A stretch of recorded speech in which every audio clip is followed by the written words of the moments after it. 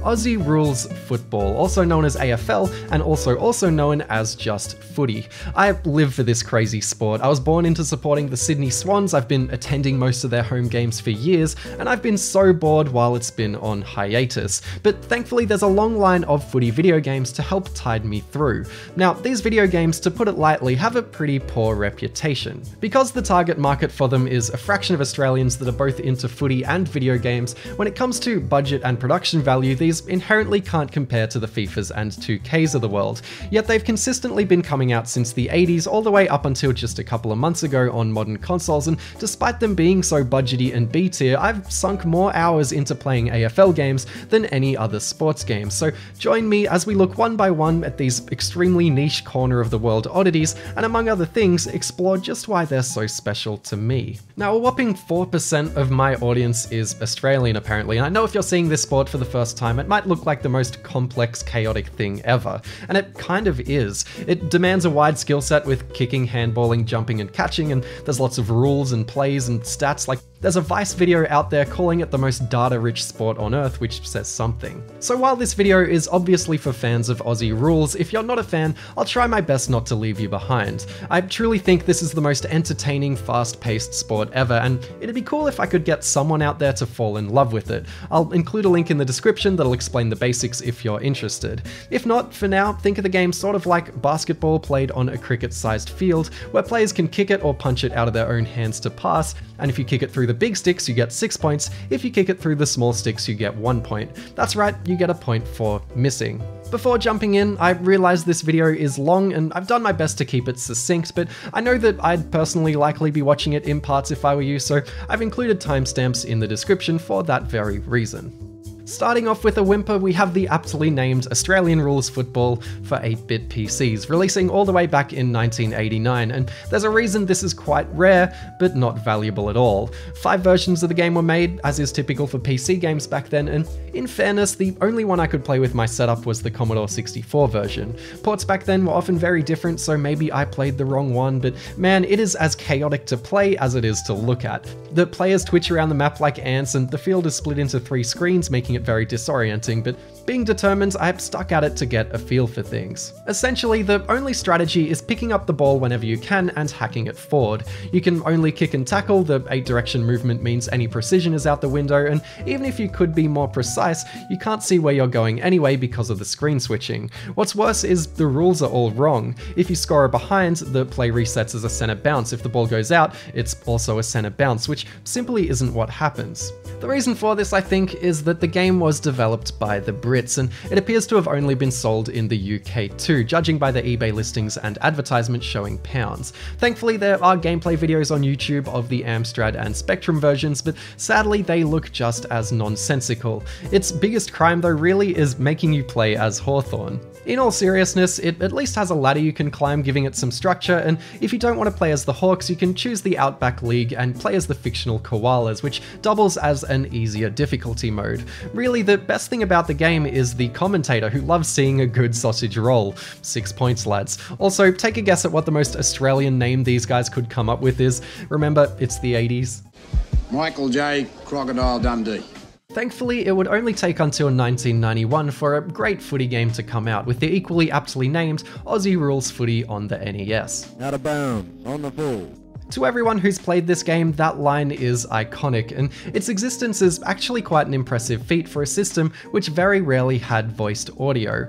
Rather than being developed overseas, this was developed and published by a pioneer of Aussie video game development, Beam Software, who is situated right in the heart and birthplace of footy, Melbourne. This means that they not only understood the rules, thank God, they seem to have understood the subtleties and flow of the game too, because as simple as this looks, it's exceptional how much of our sport has been captured with just 4 buttons and a D-pad. Whenever a player catches a kicked ball, we call this a mark, and whenever a player takes a mark, the play stops and they get to take a penalty from where they marked it, or what we call a free kick. As you can imagine, taking marks is hugely important in footy. We love it when an up and under high ball is dropped above a pack and some superhuman player takes a grab over the top. It's perfectly legal to jump on someone's head and take a mark, which is what we call a specky. The 90s in particular in footy were all about crashing packs and taking speckies. Marking in this Nintendo game is remarkably fun, no pun intended. You basically need to intercept the ball in its flight path to take the mark, and you have a very high jump to aid you.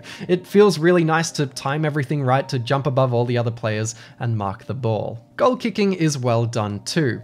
Obviously, the further away you are from the posts, the harder it is to score, so Beam made this system where these two white lines scale depending on how close you are to the goal, and to score a goal, you need to kick the ball when the middle line is, well, in the middle. It's basically impossible to time if you're not close to the goals or on a tight angle, so you need to make judgment calls on whether you can pass the ball to take an easier shot or just roll the dice from where you are. And when you do get a lucky goal from far out, it feels amazing. Stoppages are settled with what we call a ruck contest, where two absurdly tall people, or ruckmen, jump at each other and try to tap the ball above them to a teammate, much like a jump ball in basketball. In all the video games, it's a fairly simple, somewhat meaningless timing minigame, with this being no exception. Again, what impresses me most here is the subtleties captured. You can risk stepping off the mark to sneak in that desperate extra few meters to open up the angle on a goal. You'll be clamoring for a clearance kick when the contest gets too chaotic. You'll be playing defensively near the boundary when you're ahead in the dying moments of the game. You'll be pushing players out of marking contests. You'll be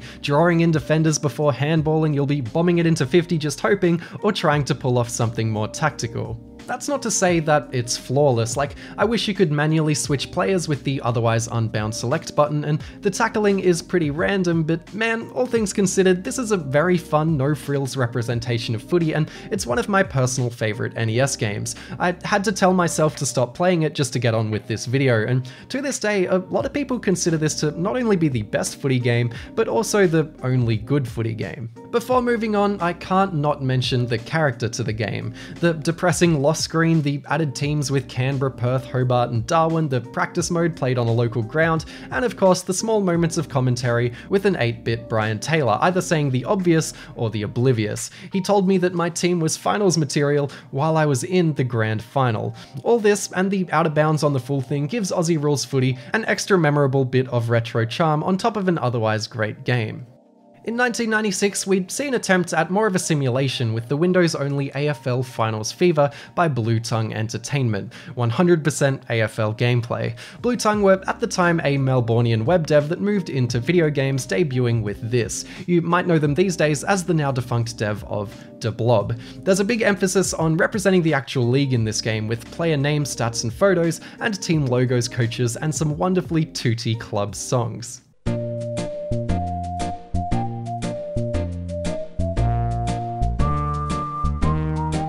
The player stats really matter too, particularly running speed. Mickey O is by far the best player on the Swans just because he can burn off anyone and everyone, which is fun, but this game is really only enjoyable in fleeting moments. It was designed to be played with a 2-button joystick, and one button is reserved for switching players, which means the other button is used for pretty much everything else. Hold it for a short time to handball, hold it for a long time to kick, use it to jump for a mark, and tackling is just sort of running into opponents and hoping for the best. The biggest problem with the game is just that it runs slowly, and I thought that maybe that it was bugged, but I tried this on different physical Windows systems and emulators with different copies of the game, and it just seems that this is how it runs. The game timer still ticks by in real time after all. There's a high-res version of the game too, which looks a lot better, but runs far, far worse. Just in case though, if I can prove that my game is running wrong, I'll pin a comment saying so. I have a feeling that this is somehow just a me problem. Regardless, it's annoying how it makes you retrieve the ball yourself for free kicks, or how you have to wait for the umpire to come pick up the ball on throw-ins, or how you just have to ruck with the nearest player to the ball up. You have a tall ruckman on the field, but Lord knows where he is, you just need to use the nearest player. And even if I wanted to find the ruckman or any specific player, which I would want to do because the stats mean so much, they're all just represented by the same white guy, which I know is likely a technical thing, but given the AFL's discrimination issues, particularly in the 90s, it is a bit tone deaf. The one thing I do like is that handballing is a lot more useful in this game than others because they aren't that easily intercepted and they magnet to teammates very well. Chaining a few together for a goal is generally the best strategy I've found, and it does feel good to pull off. All things considered, this game pushed the bar forward in so many different ways. You can play through actual seasons with ladders and look at post-game stats, and there's even wind you need to account for while playing and account for after the coin toss, complete with an Australian dollar coin. There's a good attention to detail here. Finals Fever isn't that fun these days, but it is an important step, and I'm sure a lot of footy fans older than myself have fond memories with it. Going back a few years to 1993, British developer Creative Assembly signed a contract with EA to produce sports games, particularly less American sports like soccer, rugby, and cricket. Creative Assembly are very well known these days for the Total War series, and sure enough, a lot of the same developers on the Total War games worked on these EA sports games, two of which were Aussie rules games with AFL 98 and AFL 99. And with the backing of EA, the step up in quality is instantly felt. 98 features polygonally 3D modeled stadiums with great looking smooth scaling, apparently mocapped 2D players, even if they are all the same white guy again, and like Finals Fever, this game has all the playing lists and player photos and teams to keep you happy, including, for the first time, Port Adelaide and the Brisbane Lions. You can play through the 1997 season, and we're also treated to some Ultra 90s menus and music.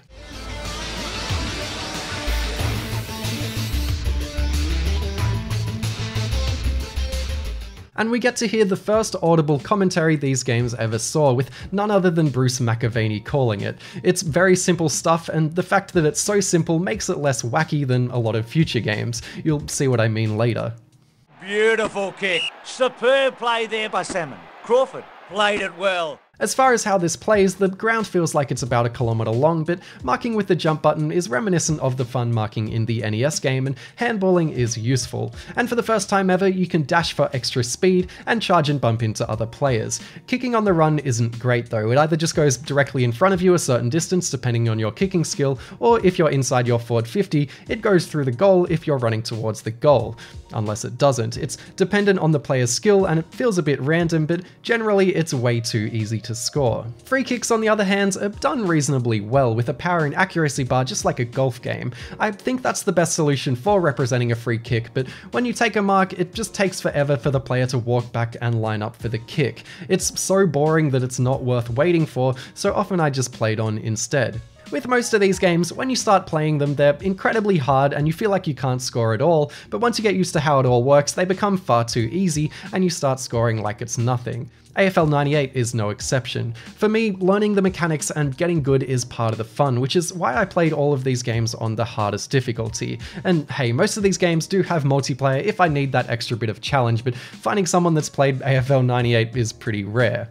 I had to run this on an actual physical Windows XP just to play it. Copies of it are pretty uncommon, and generally I'd say the gameplay is solid, but a bit overly slow. That doesn't matter though, because AFL 99 outclasses it in every way and runs fine on Windows 10. With it now being 3D accelerated, we have polygonal character models that look great, and for the first time they actually look something like the players they're based on. We also have charming 90s 3D models of the real life stadiums, complete with sideline advertising for Cadbury, Donut King, Vodafone, and Puma, coin tossing with the Aussie dollar, more cutscenes between play, cartoon mascots for each team, I'm not sure what Freo was even trying to do here, and Bruce is joined by Lee Matthews in the commentary box for some classic banter. And he hits for home. Doesn't kick a lot of goals, but that time he really drilled it.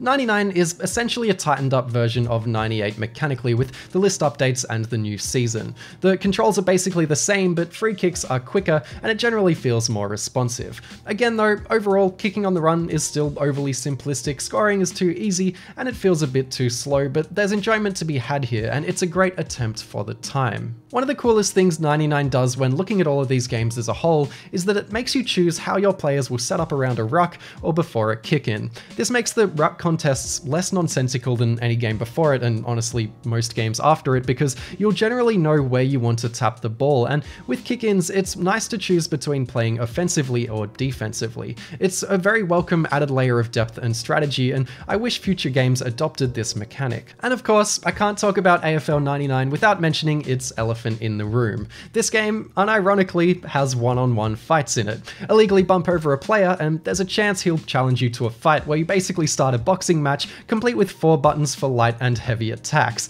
It's simplistic, it's not particularly fun, but it's so novel and silly that you can't help but laugh at it and love it. Imagine if they pulled this in a modern AFL game, it'd be such a controversy. 99 also released on the PlayStation, where it was simplified to 2D players again like 98, or the non-3D accelerated version of 99 on PC, and sadly there's no fighting in this version. But with the PS1 release, AFL 99 reached a far bigger audience than 98, and it gets brought up with fondness a lot in online discussions about AFL games, as it deserves to. After EA's 2-game stint, publisher Acclaim was next to partner with the AFL, with another Melbourne-based studio called IR Gurus set to develop. With 3 horse riding games under their belt, their first footy game was the Windows-only Kevin Sheedy's AFL Coach 2002, a management game. Now, in the interest of time and interest, I'm not going to cover the handful of AFL management games in this video, but if there's demand, I'll cover them another time. About a year after AFL Coach, IR Gurus would release AFL Live 2003 on PS2, Xbox, and PC, and with it came strategies by Sheeds, a Millencolin song, more simple commentary from Gary Lyon and Stephen Quartermain, and the best AFL graphics yet. Running on Criterion's popular renderware engine, the same engine PS2 era Burnout and GTA games ran on, AFL had never looked so digitally crisp, complete with team banners and sponsorships from brands such as Boost Juice, Brumbies, and interestingly both Grace Brothers and Maya, but never in the same stadium of course. More importantly, AFL Live 2003's grounds and players feel pretty much to scale this time around.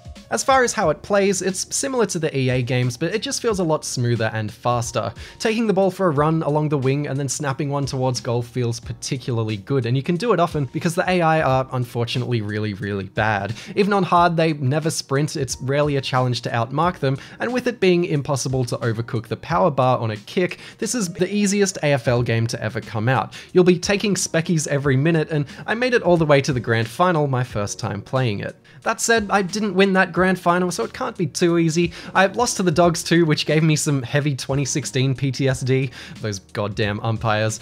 Something they have thankfully overhauled is the goal kicks, where now you have to time your kick with this heartbeat indicator at the bottom of the screen to kick accurately, which is challenging and so much better than how EA did things. AFL 2003 is simple fun, and if you want to start learning about AFL through a video game, I think this is a digestible place to start, especially because it runs perfectly on modern PCs.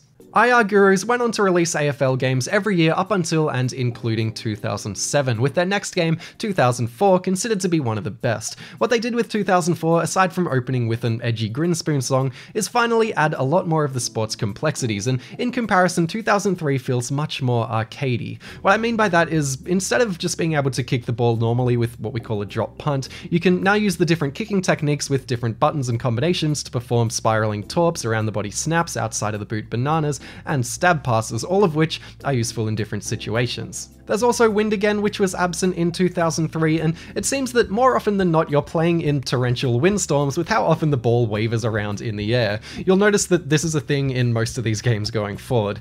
The AI has been improved to be more challenging, particularly on hard, and there's a wonderful mechanic where you can 1-2 hand pass with players, making handballs actually somewhat useful, though they're still usually not that worth doing. For footy fans, this added complexity makes AFL Live 2004 a massive step up from any game before it, and the way it ebbs and flows feels a lot more intense and high pressure.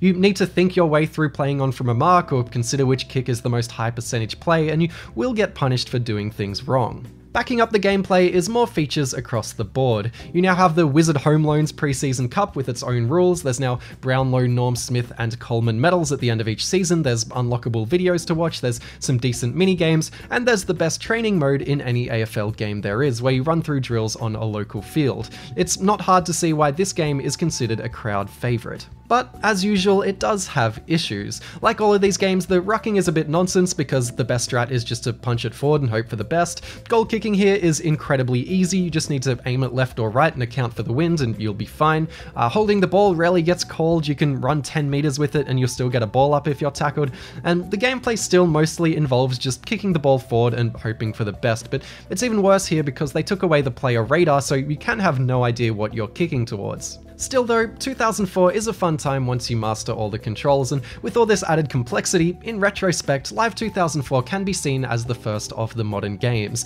This really is, to this day, the prototype and basis of virtually every AFL game since. A year later, AFL Live Premiership Edition disappointed everyone by basically being the same game as Live 2004. Same flow, same commentary, basically the same everything except for updated lists and Guernseys, yet it was still a full-priced game. Speaking of the commentary, this and 2004 were the first games to feature the legendary Dennis Cometti, who would rotate between co-commentators in future games, with these games having Jared Healy and Christy Malthouse, and you can really feel the awkwardness of this commentary really starting to take shape. The way they intersplice words into sentences and react to everything too late is so clunky, but this is just the beginning. His approach now.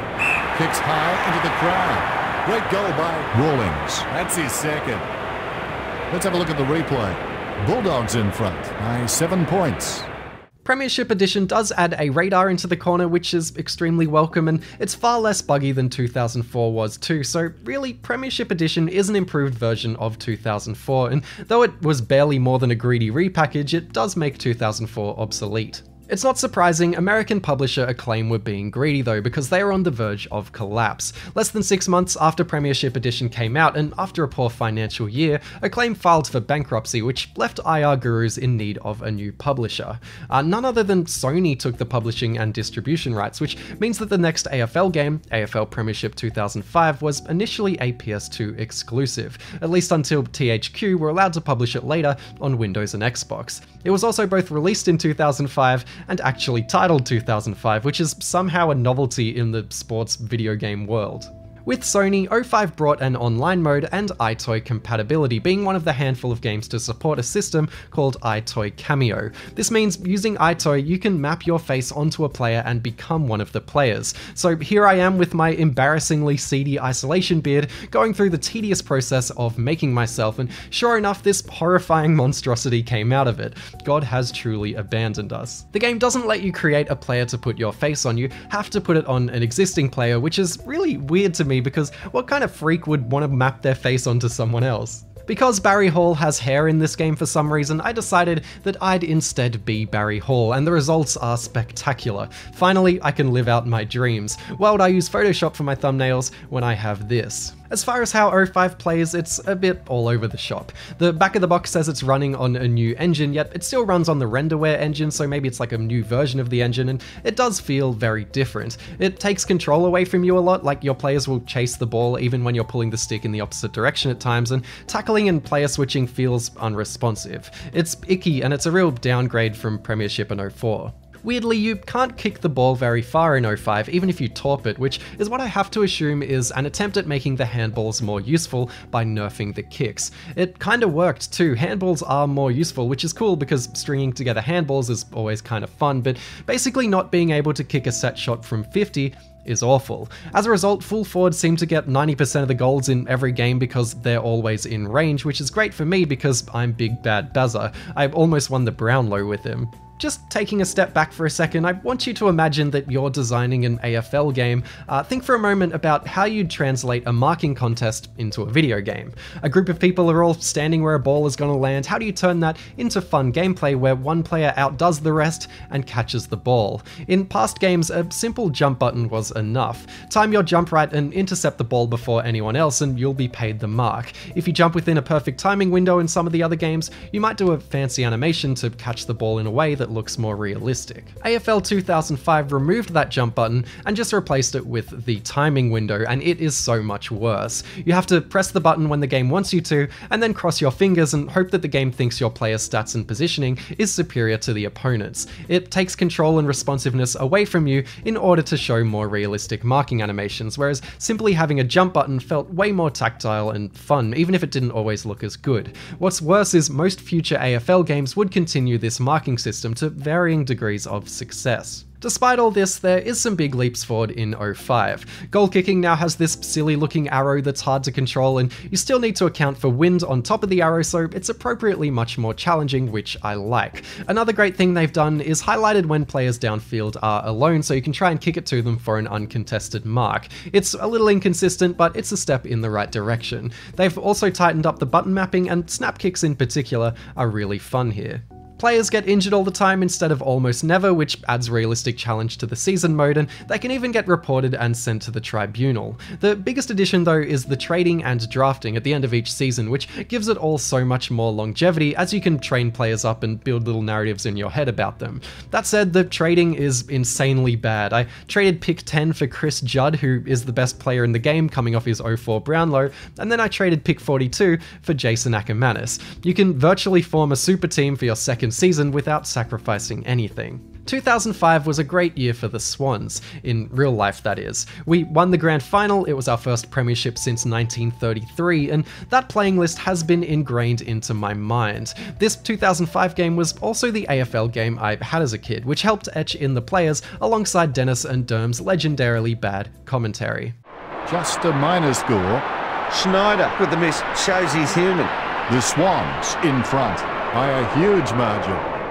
So when I play this game, and all the games that followed it, as a footy fanatic, I often just let my mind wander, remembering all these players and all the big games and drama surrounding them, and I think that's a big appeal to playing these, especially the older ones, because they're like time capsules in a way, especially for bringing back memories of those players that aren't that well talked about. Like, remember Nick Fosdyke or Spider Everett or Eamon Buchanan? These games just let me tune out and dwell on all my useless AFL knowledge, and I love it. IR Gurus would also release a Gaelic football game in 2005 published by Sony of Ireland. Gaelic is like AFL's Irish cousin, they're very similar sports, and there's even been exhibition matches pitching AFL and Gaelic players against each other in a mishmash of the sport called International Rules. IR released a sequel in 2007, and though these games have poor reviews, they sold very well in Ireland. After 2005 was a bit of an unresponsive mess, IR reined things in with Premiership 2006. There's a real focus here on accessibility and smoothness. It feels way nicer to play, it has a friendlier UI which shows the controls on screen, a bouncier, more cartoon graphic style, and all around it's a far better game, pulling off mostly the same mechanics with much more grace. One thing they did change was the goal kicking, and I love how they went all the way back to how the NES game did it, because that really was a great way of handling it. It's just as satisfying to use here. The kicks go more than 30 meters again, which makes the handballs nearly useless, but it's still better overall, and I also really like how badly you can mess up kicking if you overcook the bar. It really keeps you on your feet, so to speak. Still, the marking is similar to 05, but the UI helps clear up when you're meant to time the mark at least. It otherwise ebbs and flows nicer than any IR game before it, though there is an obscene amount of smothered kicks. Outside of the gameplay, trading has been more or less fixed where there aren't any more cheap trades, and you now have to worry about the salary cap. And if a player masters a certain skill or wins the Brownlow or Coleman, that'll give the entire playing list a stat boost, which I absolutely love. It's like the players know they're playing with a star, which lifts them all up collectively.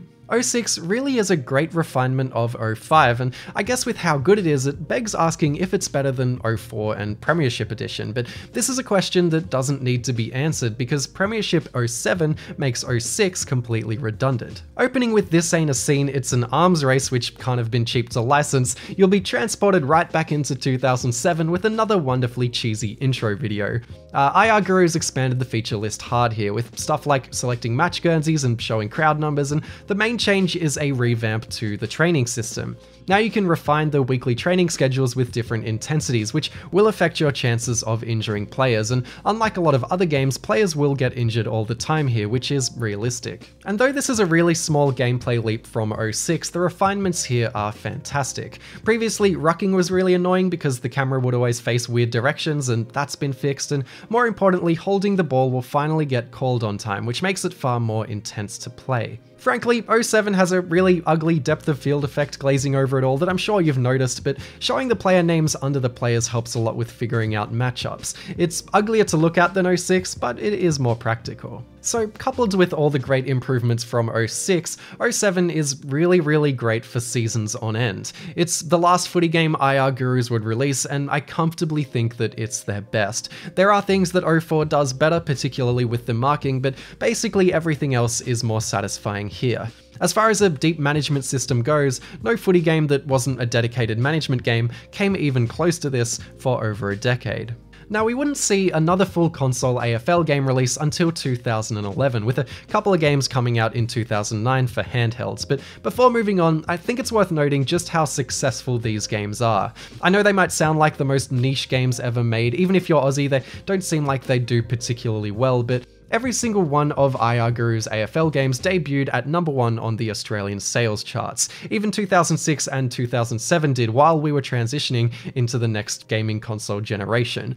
2006 even stayed at #1 for 6 weeks on end, and I think that speaks to just how fanatic we are about this sport. Despite Australia only having 20 million people or so, there was and is a demand for footy games to be made here, which is why they're still being made to this day. Around this time, the publisher switched from Sony to a Sydney-based company called True Blue Entertainment, who specialise in Aussie sports games rotating through budget AFL, rugby and cricket releases, with their first AFL game being something completely different.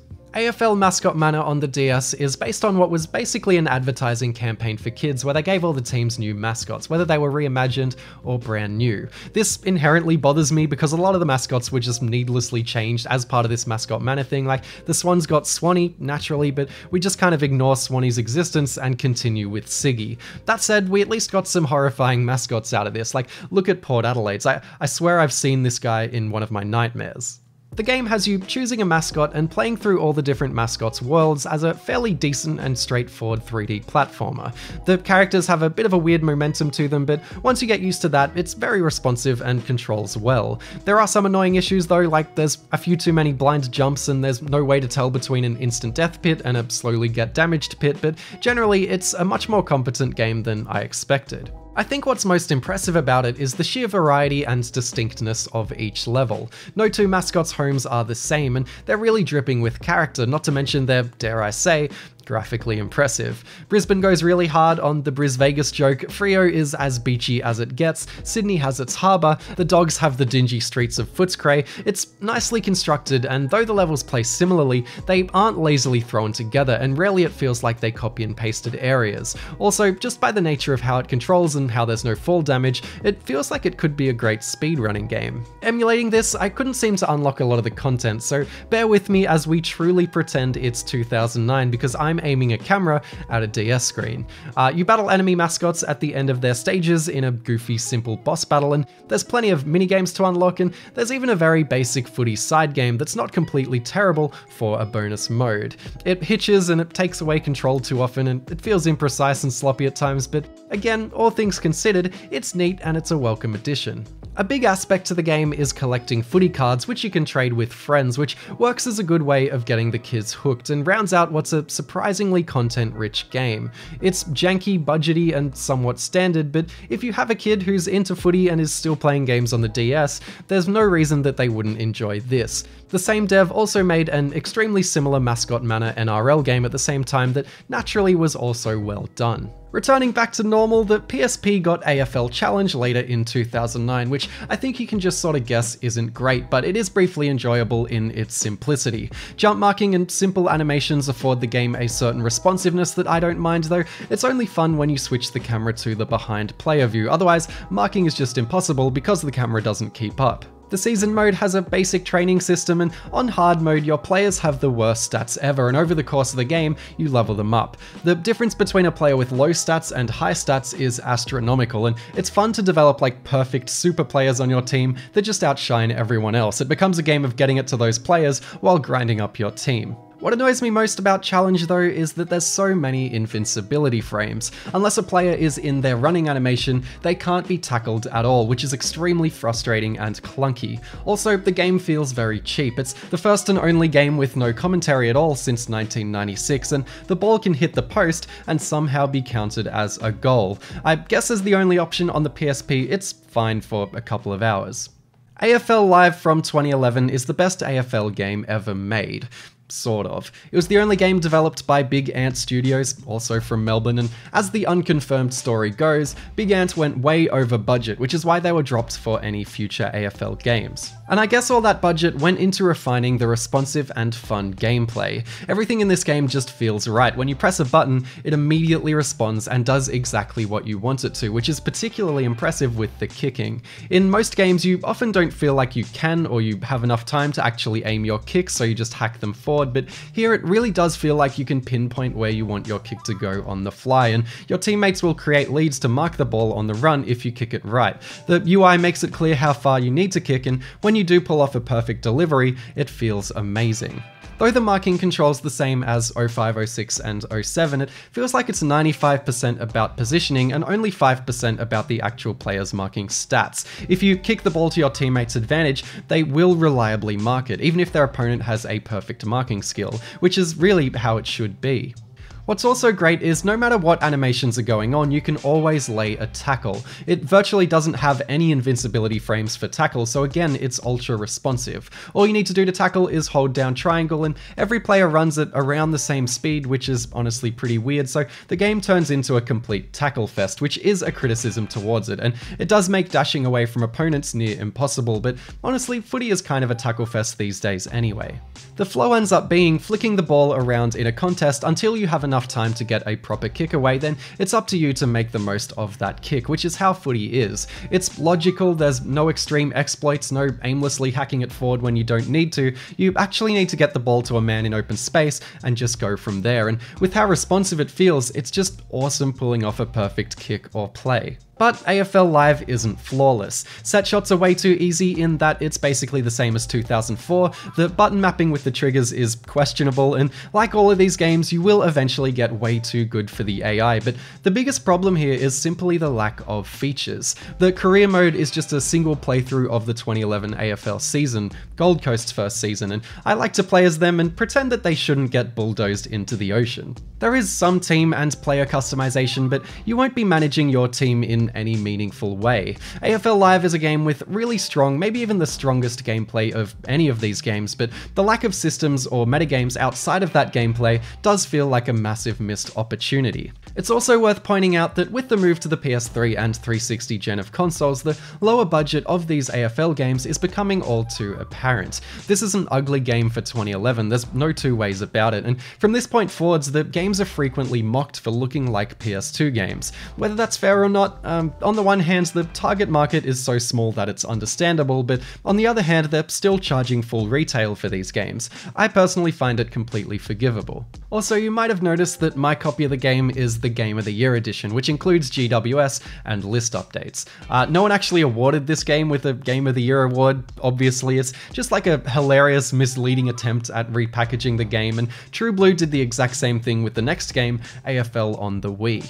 AFL Wii is kind of the opposite game to AFL Live in that they went really hard on the management stuff and the content instead of the gameplay. There's plenty of teams and leagues, and there's training and drafting and trading, and you'll even get job offers from other clubs at the end of each season. There's also some light financial management where you can hire staff to boost some stats and choose the price of your membership and merch depending on how popular your team is or how successful you are.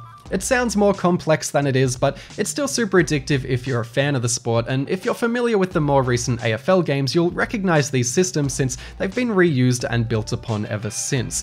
I don't think it's quite as good or in-depth as 07 was, because that had other teams offering you trades and the training intensity thing, but it's the second best so far at management. Unfortunately, the gameplay itself can't quite keep up.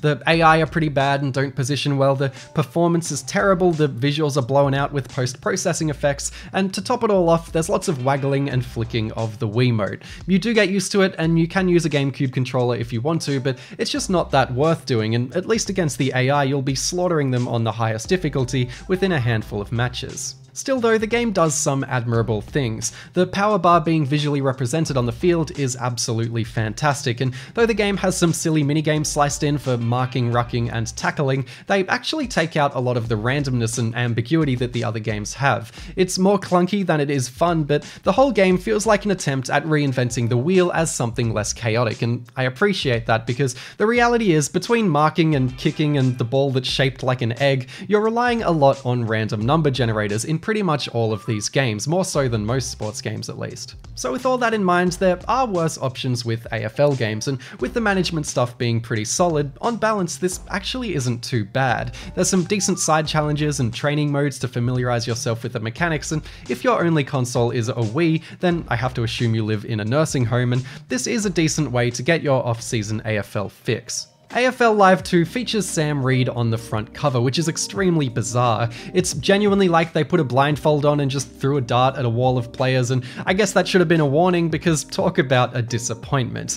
Let me introduce you to a developer named Wicked Witch. We aren't unfamiliar with their work. They're actually behind Mascot Manor, the PSP game, and the Wii game, and while they were making side games, it was fine, but with AFL Live 2, after True Blue gave the developers of AFL Live 1 the boot, Wicked Witch took over the main series. series. Naturally, this is an evolution of the Wii game with virtually the exact same management stuff, which is really its only positive.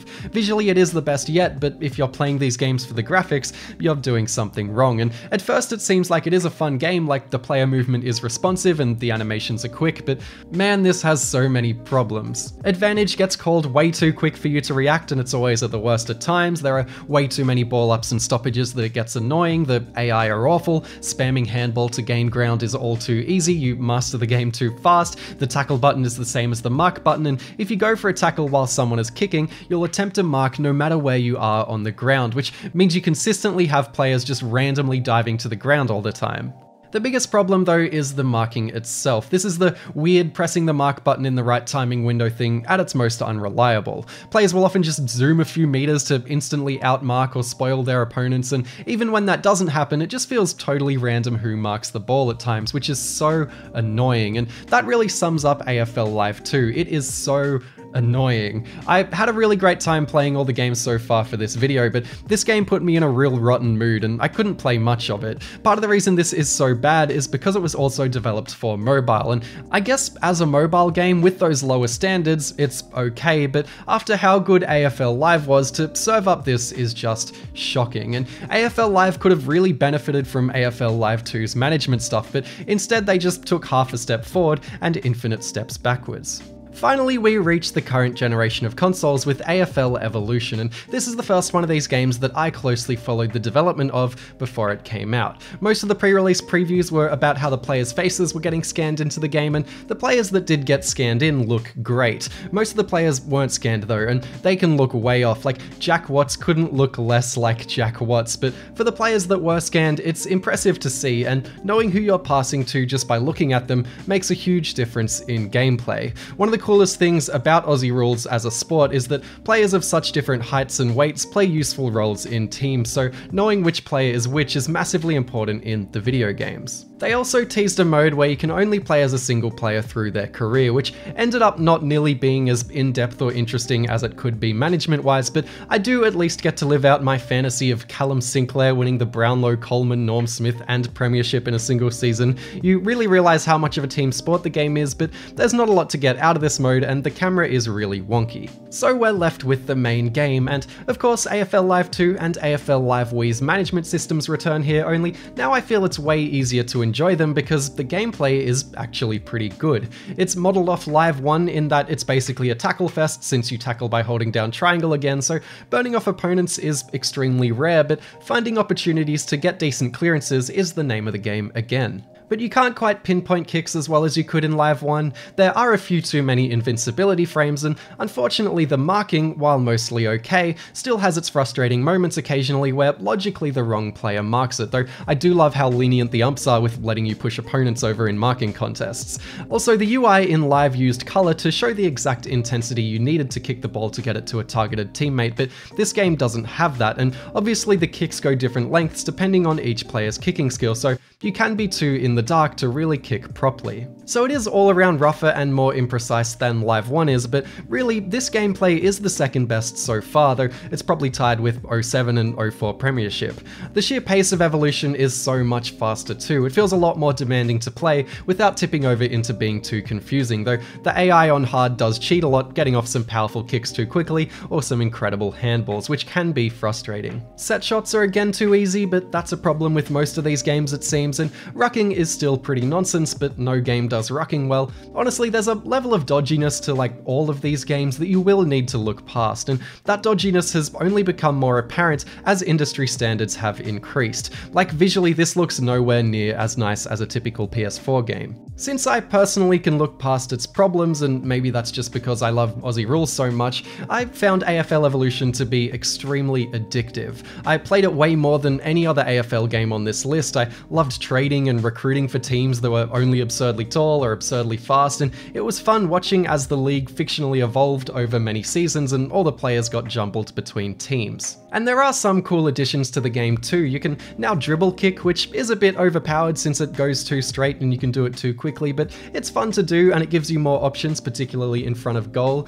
The AFLW is here in its debut season, which is great, and there's an online community where you can upload and download custom players and teams, including the 2005 Sydney Swans, which I'm very happy about. It feels like Wicked Witch knew they had to make something more like AFL Live after the disaster that was AFL Live 2, so they tried their best to do so, and they didn't get super close, but they ended up making a much more competent game. Really, it's the marking that lets this down most, and it would be the most frustrating thing about the game if it weren't for the constant crashing on PS4. If you skip through the menus too quickly, the game crashes. If you're a few seasons in, the game crashes too often. If you look at the game the wrong way, it just seems to crash. I really like the game, but man does it not want me to play it. Wicked Witch would finally follow up with AFL Evolution 2, which only just came out, releasing in April of this year after plenty of delays because they were switching to the Unreal Engine. And though a lot of the same animations and menus carry over, the graphics are vastly improved, way more player faces have been scanned into the game, and it all comes with a performance increase. Also, the game hasn't crashed on me once, thank God. Unlike the first game, AFL Evolution 2 is not trying to recapture what AFL Live did. Tackling is a button rather than a hold, and tackles can miss, meaning fast players can break away and you can go for runs, and honestly, it is absolutely brilliant. No game has captured weaving through traffic, bouncing handballs between runners nearly as well as this game has. It feels amazing to have an opponent fail to tackle you as you sprint away, and you need to make sure you're bouncing the ball every 15 meters and focusing on who's making a lead ahead of you. Which is why I have the camera set up like this. The AI in this game are actually quite good at running with, making leads and finding space, and the UI doesn't make this too clear from the usual side view. Unfortunately, you have to deal with the camera swinging around like crazy, and that can get you in some sticky situations with players tackling you from off camera, but passing a ball to a player that you saw downfield just feels great. As far as everything else, it is quite a similar game to Evo, so much so that I was a bit disappointed at first, but after some time with it, I realized it handles the same mechanics much better, particularly with the marking. While I'd have liked to see it completely overhauled, it is at least much improved in that like 95% of the time it's consistent with who's marking it. Like Live 1, it's all about positioning, which is great because it means kicking to advantage works like it should. There is one new mechanic that I'm not too fond of though, and that is the clearance kick. Press triangle while you have the ball and you'll do a near instant random high kick forward, with the idea being that you'll gain ground, but players will have enough time to get under the ball to create a contest. It's a quick, low quality kick forwards, but even still it is way too overpowered. Thankfully, a lot of the time in contests, handballing is the better option, but clearing usually isn't a bad option, and that's a problem. The triangle button is also used for tackling, so when things get too chaotic, just keep spamming triangle because you're either going to clear it or tackle the ball carrier. All too often, this clearance kick will actually make for a pretty decent forward 50 entry, and most of the time it'll just create another contest downfield, which usually isn't a bad thing. It's a lazy, easy way out button that won't necessarily win you the game because you'll miss all your shots at goal with it, and of course your opponents can use it too, but I can't help but feel the game would be better without this mechanic at all. In a game that's already very random, there doesn't need to be what's essentially an RNG kick. One of the best things Evolution games do is let you tweak the gameplay with different sliders, like how far you can kick the ball, how far the power bar fills, how strict the umpires are, so you can tweak the games to your liking and you'll want to. Unfortunately, the clearance kicks can't be tweaked though. If anyone over at Wicked Witch is watching, please let me make the clearance kicks really pathetic. On that note, Wicked Witch have done great work patching the Evo games. Evo 1 was awful on launch, but they turned it around entirely with rebalances and bug fixes, and Evo 2 patches are still consistently coming out, which is fantastic, so these clearance kicks might actually get a slider to nerf them, which would be amazing. Finally, Wicked Witch have expanded the management stuff a lot. There's now training intensity like 07, and with that comes way more injuries, which means more worrying about your lineups, and if you underperform or overperform in a season, you'll get contract offers from teams in other leagues. If you suck as an AFL coach, for example, you might only get a job as a NEFL coach, or if you're a fantastic lower league coach, you might get an opportunity for a shot at the big time. And the same goes for the individual player mode. You can play a career all the way from under 18 teens to an AFL Premiership, which is really cool. So how does AFL Evolution 2 compare to the rest, or really to the best with AFL Live? At this point, I think it's just a matter of preference. AFL Live is more responsive and the kicking is more pinpoint, but it doesn't have the depth and, importantly, the outside running that Evo 2 has, and with Evo 2's management stuff on top, I'm glad to say that AFL Evolution 2 is comfortably the most well-rounded footy game so far, but if I only want to sneak a game or two in, I'm likely going to choose AFL Live. It took Wicked Witch a few too many tries to get here, but now that we are here, I'm more excited than ever for future AFL games, especially as the switch to the Unreal Engine was done so that Evo 2 can be scaled up and built upon in upcoming games. Something that has only gotten worse over the years is the commentary though, and after years and years of wonderful comedy nonsense, Gary Lyon and Hutto provide the dodgiest chatter yet somehow. Hello and welcome, it's Saturday afternoon football. Anthony Hudson with you today, joined now by Gary Lyon. Hi Hutto, I'm excited for this one. Practice matches offer the ideal scenario for experimentation, Hutto. Both teams will still be looking for the result. Today's match, Sydney and GWS Giants. And that's the end of the roundup of all the janky footy games. Imperfect doesn't even begin to describe them, they all have issues with something. What's funny is almost every game does something better than all the others though. The NES game has great simple marking, 99 has the on-the-fly ruck and kick-in strategies, 04 has great training and mini-games, 05 has a really good set shot system, 07 has that interesting Brownlow or Coleman stat boost thing, Live has great kicking and flow, Wii has a good clear kicking and passing UI, and Evo 2 has the management and outside run game down pat. You could really toss together different parts of all of these games and make something greater than ever before. I think just to temper things, I need to stress again that as much as I praise these games, they are really dodgy. A lot of the appeal for me as a footy fanatic is just letting myself switch off, pop on a podcast, think about footy, grab a drink. I find these to be the perfect games to zone out to. They certainly wouldn't work as esports or anything because they're all just a bit all over the shop, and again, they rely very heavily on random number generators. But I also think they're way too overhated and should be given more of a chance. Aussie Rules is an absurdly difficult sport to simulate because it's just so complex, and despite the low budgets, almost all of these games are putting in a real crack at trying to recreate footy accurately. The fact that most of them are fun on top of that is just awesome, and I hope that they continue to exist in their niche space in the world and continue to get better and better. And with that, we wrap up the video. Thank you all for watching. Hope you enjoyed it. If you want to help out the channel, you can, click like and subscribe and comment and get the algorithm going, or you can support me on Patreon. And I'm about to thank all my patrons. This is by far the sort of biggest effort I've put into a video, and I realize that it's a huge sort of passion project-esque video, and I have no idea how well it'll perform on the channel. It was just something that I've been working on for actual years now, and it feels good to finally be wrapping it up. If you want to watch AFL yourself, it's actually about to just start up again, unless I'm slow, in which it just started.